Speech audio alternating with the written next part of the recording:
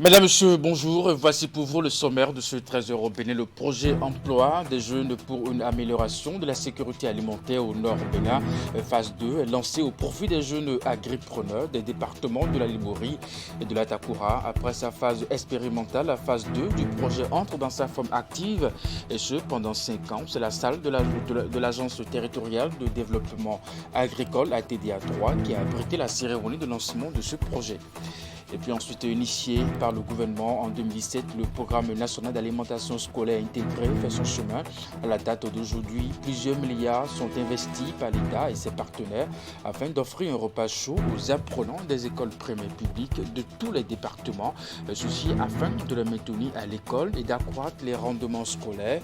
Quel est l'état des lieux au sein des écoles à cantine scolaire? On va le savoir dans un instant. Et puis enfin, le Bénin est dans sa phase progressive de transformation depuis 2016, une métamorphose à l'actif de programme d'action du gouvernement qui s'applique dans toutes ses dimensions. Plusieurs réalisations dont la construction de marchés modernes à travers tout le pays se concrétisent. Reportage à suivre également dans un instant. Voilà pour vous le sommaire de ce 13 heures au Bénin. À nouveau bonjour et bienvenue si vous nous rejoignez. Bonne nouvelle pour les jeunes agripreneurs des départements de la Limorie et de la Takura.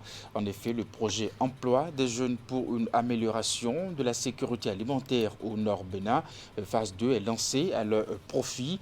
Après sa phase expérimentale, l'ADJASA, phase 2, entre dans sa phase active et ce pendant 5 ans. C'est la salle de réunion de l'Agence territoriale de développement agricole ATDA 3 qui a abrité ce mercredi la cérémonie de lancement de ce projet conçu en vue d'augmenter durablement les revenus des jeunes agripreneurs qui travaillent dans l'agriculture grâce au système alimentaire plus résilient et inclusif. Alassane Arounan et Abdou Sabi Trechou pour le reportage. C'est la cérémonie qui consacre le lancement officiel de la deuxième phase du projet Emploi des jeunes pour une amélioration de la sécurité alimentaire au Nord Bénin et Jaza.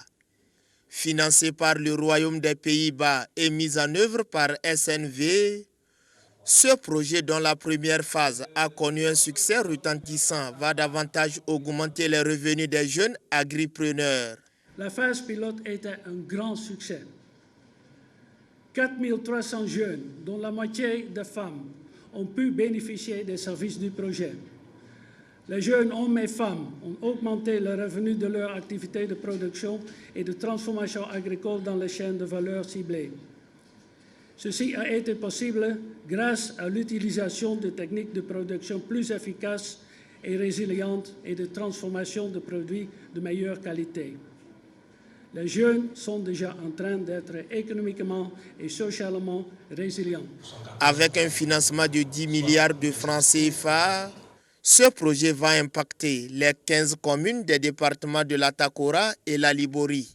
Je voudrais donc, au nom de la directrice nationale et toute l'équipe de SNV, ainsi que ses partenaires d'implémentation, témoigner ma profonde gratitude à l'ambassade du Royaume des Pays-Bas pour cet appui financier. Déjà, la stratégie d'intervention sur le terrain, elle a été participative. La stratégie de mise en œuvre. La sélection des bénéficiaires a été très participative avec l'implication des maires et des services déconcentrés que nous sommes. Occasion pour les autorités à divers niveaux de saluer cette initiative. Cette initiative qui s'ajoute à l'éventail des projets du programme d'action du gouvernement PAG 2021-2026 vient consolider notre capacité nationale à garantir la sécurité alimentaire et nutritionnelle de nos populations et à améliorer notre stratégie de riposte face à l'extrémisme violent en réduisant la vulnérabilité de nos jeunes. Je voudrais me permettre de féliciter la coopération néerlandaise pour cette clairvoyance de s'aligner sur la politique et les stratégies du pays par rapport au secteur agricole. La visite des stands érigés dans le cadre de la foire B2B a permis aux partenaires et aux autorités de toucher du doigt quelques résultats de la première phase du dit projet. Quelques semaines après la proclamation des résultats des élections du 8 janvier dernier, la Commission électorale nationale autonome Sénat aborde la dernière ligne droite de son calendrier. La structure en charge de l'organisation des élections au Bénin a initié à cet effet un atelier d'évaluation de ces échéances électorales. Les travaux ont été lancés ce mardi, ceci en présence de tous les acteurs électoraux, des représentants de la CEDEAO, de la coopération suisse. Les travaux qui vont durer 4 jours se tiennent dans un hôtel de ville à Parakou. Reportage de Epifane Chabi et Socrate Dantoli. L'évaluation de l'organisation d'une élection est désormais une tradition bien établie dans la vie de la Commission électorale nationale autonome Sénat depuis qu'elle est devenue une institution permanente. Cette année encore, comme ce fut le cas après les autres échéances électorales, l'institution en charge de l'organisation des élections au Bénin et les autres acteurs impliqués dans le processus électoral se retrouvent pour le même exercice. Occasion pour le président de la Sénat de décerner un satisfecit à l'ensemble des acteurs pour leur contribution qualitative à l'organisation des législatives du 8 janvier dernier. C'est le lieu de renouveler mes sincères félicitations à tout un chacun de nous pour les efforts consentis qui ont fait de cette consultation électorale un succès national. Au lendemain de la proclamation définitive des résultats de cette élection, la Sénat, fière de cette partie prenante, s'attelle à l'élaboration et à la publication de son rapport général dans le but de respecter la prescription de l'article 19 du Code électoral qui stipule que la Sénat publie son rapport général des activités de l'année électorale au plus tard certains jours après la proclamation des résultats. Les législatives du 8 janvier 2023 dans leur ensemble ont connu un aboutissement heureux. Certaines difficultés ont toutefois été signalées. C'est donc l'occasion, à travers cet atelier, de réfléchir ensemble pour parfaire les échéances prochaines. La présente rencontre est consacrée au bilan critique de l'organisation des élections du 8 janvier 2023.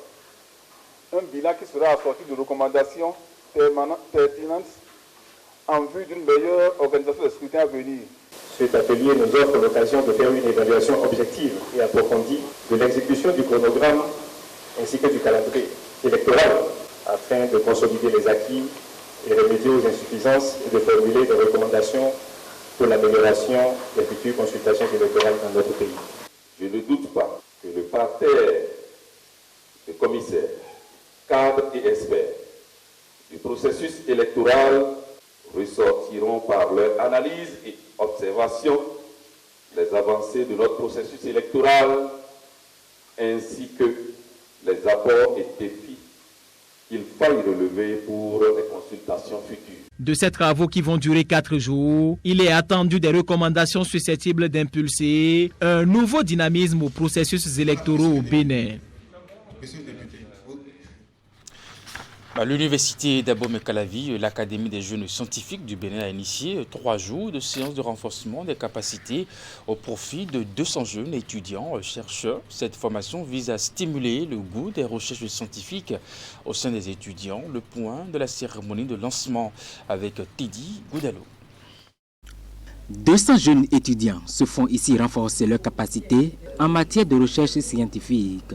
La communication en cours porte essentiellement sur l'importance du mentorat et le réseautage. C'est une formation qui est initiée par l'Académie des jeunes scientifiques du Bénin avec le soutien de Global Young Academy et bien d'autres organes.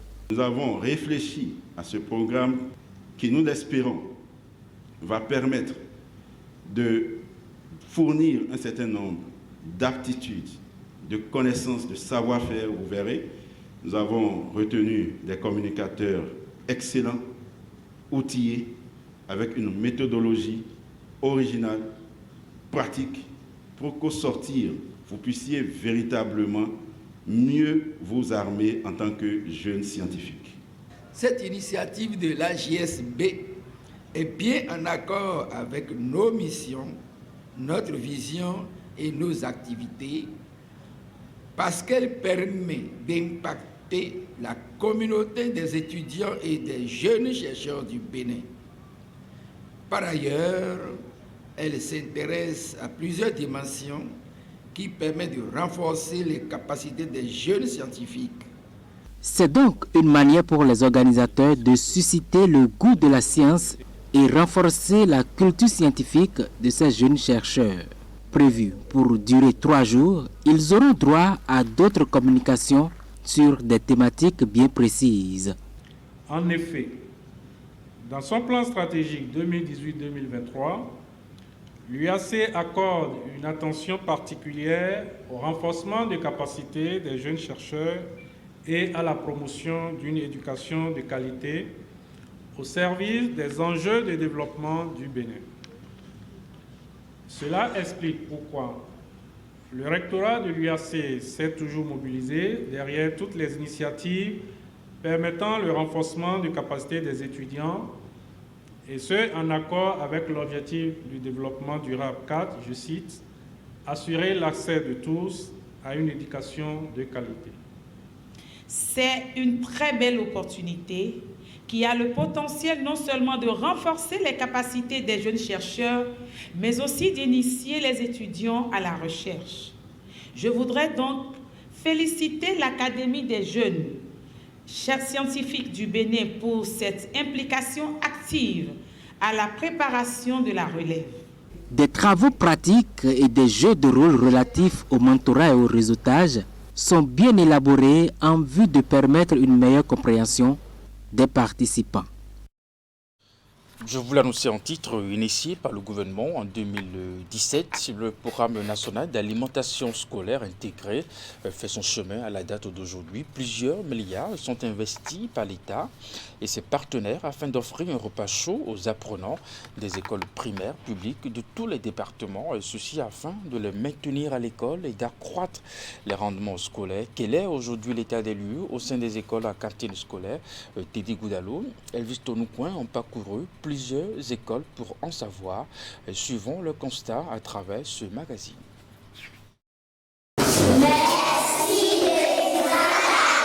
À l'unisson, les apprenants disent un sincère merci au chef de l'État Patrice Talon pour avoir refait des cantines scolaires une réalité au Bénin. Au plan national, c'est tout un mécanisme qui est déployé pour offrir au minimum un repas chaud aux écoliers. Je mange du riz et du haricot. Oui, c'est doux. Qui a préparé ça? C'est les mamans qui nous ont préparé. Nous sommes ici au complexe scolaire de Ayou à Alada, dans le département de l'Atlantique, à la cuisine de nourriture en cours de préparation.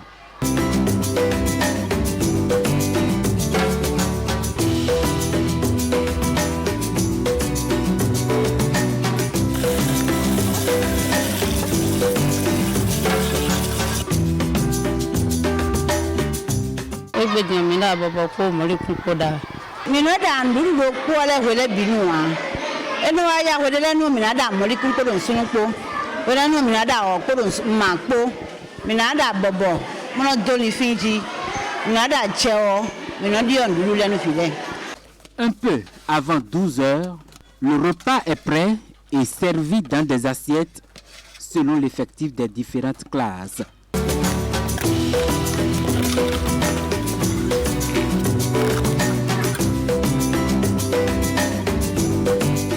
Pendant ce temps, les apprenants s'attellent à mettre leurs mains au propre pour le déjeuner. Le partage des nourritures s'ensuit. Les écoliers mangent sur place et passent le reste de leur temps de pause à l'école avant la reprise des classes à 15 heures.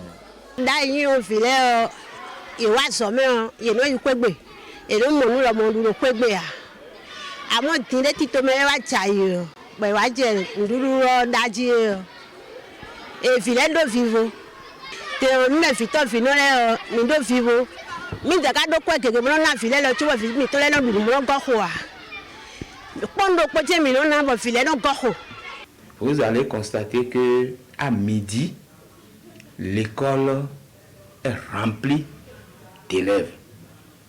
L'école est remplie d'élèves. Nous leur avons dit qu'après avoir mangé, qu'on doit se reposer. Que tout le monde doit se reposer. Moi, je ne rentre pas à midi. Je reste ici. Mais soufflez que je vous dise qu'à midi, je ne peux pas dormir. Parce que c'est des groupes de jeux qui s'organisent, des amusements par-ci, par-là. Donc, je suis obligé de sortir pour voir comment les enfants sont joyeux quand ils passent l'après-midi. La belle preuve est que la semaine écoulée, nous avons eu rupture de vivres et nous n'avons pas préparé 2 jours. Mais je vous dis que l'école s'est totalement vidée à midi. Le process pour offrir un repas chaud et de qualité aux apprenants est contrôlé sur l'étendue du territoire par une unité présidentielle de suivi. Dans notre quête d'information, nous avons surpris une délégation de cette unité en supervision dans les départements de Lomé et de l'Atlantique. On contrôle un peu de tout ce qui est dans l'école. La propreté, l'hygiène, les lave-mains, s'il y en a. Il faudrait que les enfants, on habitue les enfants à laver les mains. Ils oublient des fois. Donc, que la cuisine soit bien faite, que les dames qui préparent soient bien propres aussi. Tout ça là, ça fait comme partie de l'accompagnement. Et on suit tout ça là pour que les enfants puissent bien manger et manger un repas chaud à l'heure après les cours de 12 heures. Aujourd'hui, en 2022, nous avons plus d'1 million sur le plan national, plus d'1 million d'écoliers qui sont nourris tous les midis en repas chaud. Dans les 12 départements du Bénin, on dénombre plusieurs écoles à cantine scolaire qui fonctionnent à plein temps. Les vivres sont régulièrement mis à disposition par le Programme alimentaire mondial et le suivi rigoureux de la gestion est confié aux directions départementales des enseignements maternels et primaires. Lorsqu'une école bénéficie de la cantine scolaire, et il est mis sur pied dans l'école un comité de gestion. Et c'est un parent qui est président. Le directeur est là en tant que facilitateur. Il n'est même pas dans le comité. Ceux-là sont là pour veiller sur la sortie des vivres. On ne se lève pas un jour pour dire nous allons préparer, il faut amener le riz par exemple, ou bien c'est le pois jaune, il faut amener, on ne dit pas ça. Il y a toute une méthodologie. Il faut faire d'abord, il faut compter le nombre d'enfants présents le jour, et c'est par rapport à ce nombre d'enfants présents qu'il faut sortir les vivres à préparer. C'est parce que nous avons un gouvernement qui est très soucieux de l'enfance scolaire. Sinon, le montant alloué à ce programme ferait déjà que les gens laissent démissionner. Donc, il faut le soutien de la population, le soutien de la communauté, le soutien des mairies pour pouvoir accompagner, encourager le gouvernement à continuer. Selon les statistiques, depuis l'instauration du Programme national d'alimentation scolaire intégré en septembre 2017 au Bénin, on note un taux de couverture de 75% en 2022. Des efforts se poursuivent dans le rang des acteurs de mise en œuvre de ce programme pour l'atteinte de la couverture nationale à 100%. Dans la suite de ce trésor au Bénin, pour son parcours exceptionnel et inspirant et son combat pour l'égalité et la justice au Bénin, et puis en Afrique également, Maître Huguette Bopé-Nyankadia a été faite chevalier de la Légion d'honneur de la France, une très haute distinction pour encourager une femme qui consacre sa vie à défendre les faibles et à restaurer la dignité humaine. La cérémonie de remise d'insignes s'est déroulée dans la soirée de ce mercredi à la résidence de l'ambassadeur de France au Bénin. Le point avec Idrissou Boukari, Elvis Tonoukouen. Secrétaire exécutive de l'Institut national de la femme, Maître Huguette Bopé-Nyankadia reçoit ici son insigne de chevalier de la Légion d'honneur. C'est la plus haute décoration honorifique française qui récompense des personnes ayant des mérites éminents dans l'exercice pendant au moins 20 ans d'activité au bénéfice de l'intérêt général et de la nation. Et c'est au nom de la République française que l'ambassadeur de France au Bénin lui décerne cette distinction. Par cette distinction, la France consacre votre éminente carrière, notamment au service des droits des femmes au Bénin et plus largement sur le continent africain et au-delà même. Votre combat pour l'émancipation des femmes, que vous voyez comme une condition indispensable au développement économique et social d'une société, est majeur. Il se traduit par un long, peut-être un trop long cheminement, parcouru également par la France depuis l'adoption le 26 août 1789 de la Déclaration des droits de l'homme au sens large, et du citoyen, et jalonné de plusieurs étapes. À travers cette distinction honorifique, la France salue et célèbre 25 ans de carrière et de parcours exceptionnels d'une femme engagée dans la défense des droits des femmes, des enfants et des personnes brimées. Un combat fondé sur la justice et l'égalité, avec des valeurs comme la tolérance et la dignité humaine. Mais quel mérite avais-je? Je n'en ai d'autre que celui d'avoir eu la grâce divine de comprendre qu'il me fallait aller à ma propre découverte, discerner ma raison d'être, identifier mes véritables dons et talents. À partir de là, j'ai appris à faire confiance à Dieu, à suivre la voie de mon cœur, celle de mon intuition, et à emprunter les chemins que j'avais l'intime conviction que la Providence me proposait. Une chose est sûre, la passion de la défense des marginaux, de la veuve et de l'orphelin a commencé à me dévorer très tôt. La passion de porter assistance aux personnes que l'on brime, celle de défendre ceux qui ont commis l'irréparable de la manière la plus effroyable qui soit, mais qui ont besoin que l'instant d'un procès qui va fixer leur sort, quelqu'un leur donne un visage humain en tentant d'expliquer l'inacceptable. Au fil du temps et de la pratique, cette passion s'est focalisée sur les femmes et sur les enfants. Tant que je n'ai pas consolé, secouru, défendu, apaisé et tenté de concilier ou de réconcilier, je n'ai pas la paix.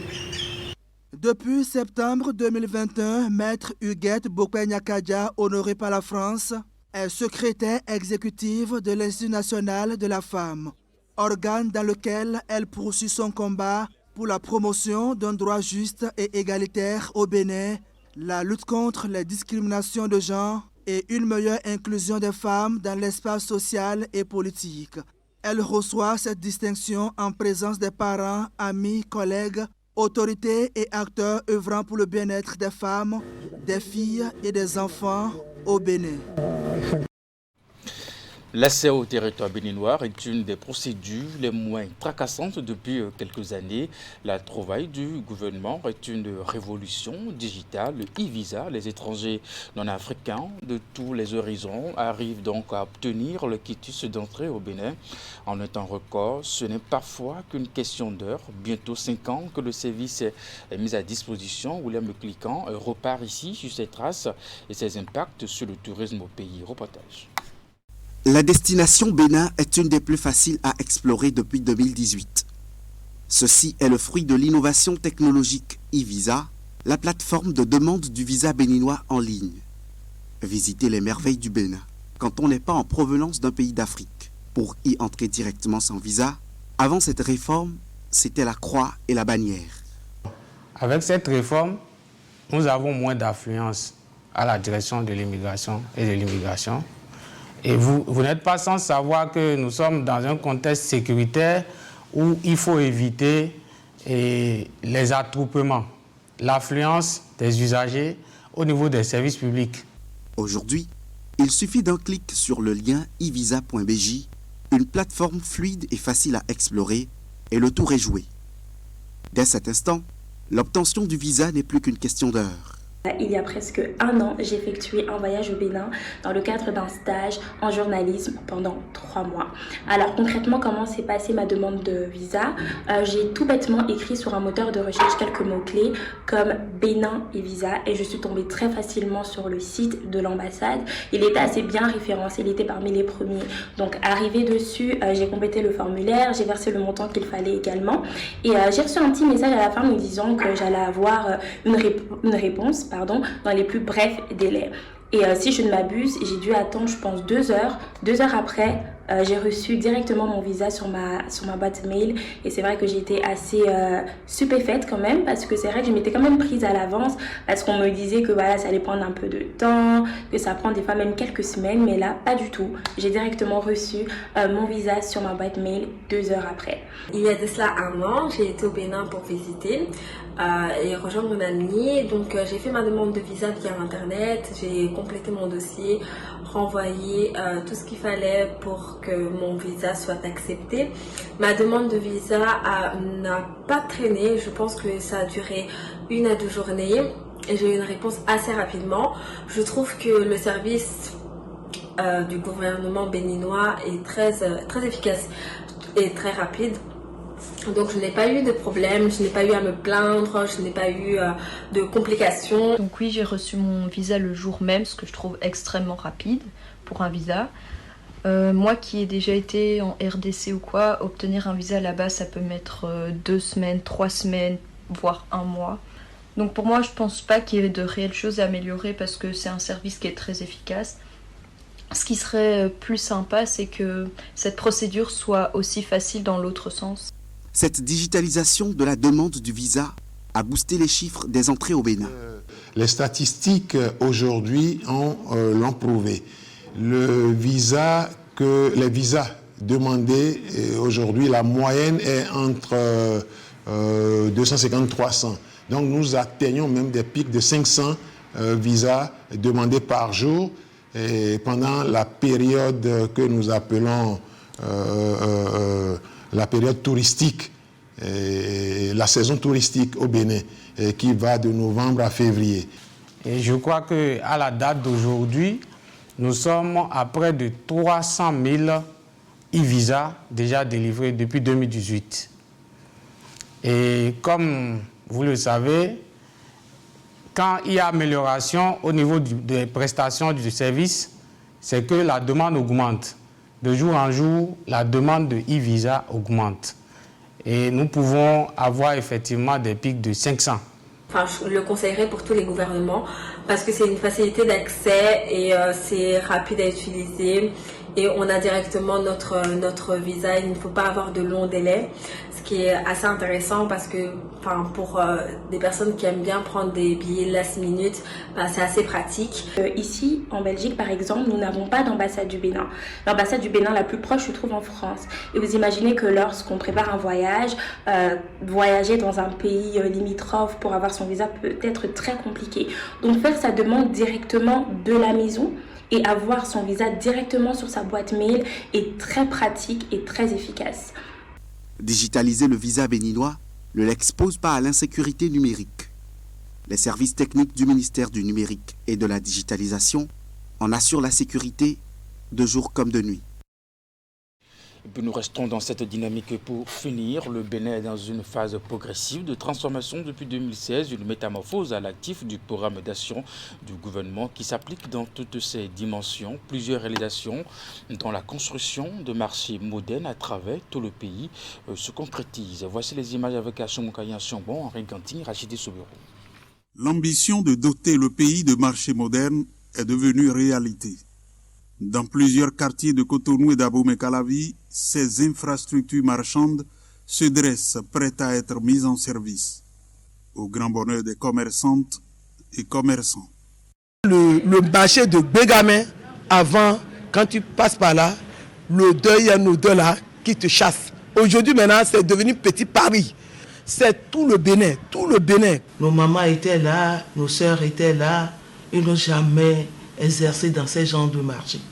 Et c'est au temps du président Patrice Talon que ces marchés modernes sont sortis de terre. On va les appeler carrément des supermarchés, parce que ça n'a rien à voir avec ce qu'on avait comme marché, où on avait juste des hangars. Aujourd'hui, ce qui a été construit, on ne se trompe pas à dire que c'est des supermarchés qui respectent toutes les normes de sécurité et de commodité. Le gouvernement de la rupture ne s'est pas contenté d'annonces pour enchanter la population, mais prouve aujourd'hui son engagement. Ces marchés modernes viennent se substituer aux anciens non sécurisés et qui sont exposés à d'énormes risques tels que les incendies, les inondations en saison de pluie. Ils sont construits avec des normes de sécurité bien étudiées et offrent des garanties à tous les usagers et visiteurs. Moi, j'ai fait un tour, voir le marché de Oualaguédé, vers la mairie de Poloua. J'ai vu aussi le marché de Bégamé. Vraiment, même si on allume le feu va s'éteindre de lui-même. Ces marchés qui sont aujourd'hui construits et qui seront, dont les constructions vont continuer, respectent tout ce qui est ce qu'on appelle SSI, système de sécurité incendie. Lorsque il y a un départ de feu, c'est tout de suite signalé et l'ensemble du bâtiment est mis en sécurité. Il y a tous ces dispositifs qui sont mis en place. En termes de commodité, il y a de l'infirmerie, des gardes d'enfants. Il y a tout ce qui est commodité pour permettre aux bonnes dames, en tout cas aux opérateurs économiques qui seront dans ces marchés, d'avoir l'essentiel. Avec leur standing actuel, ces marchés nécessitent un entretien permanent. La Société de gestion des déchets et de la salubrité y fera de régulières interventions. Son directeur général est conscient du volume du travail à y faire. Avec la construction de ces marchés, tels qu'ils sont construits, ça va nous permettre d'être plus efficaces.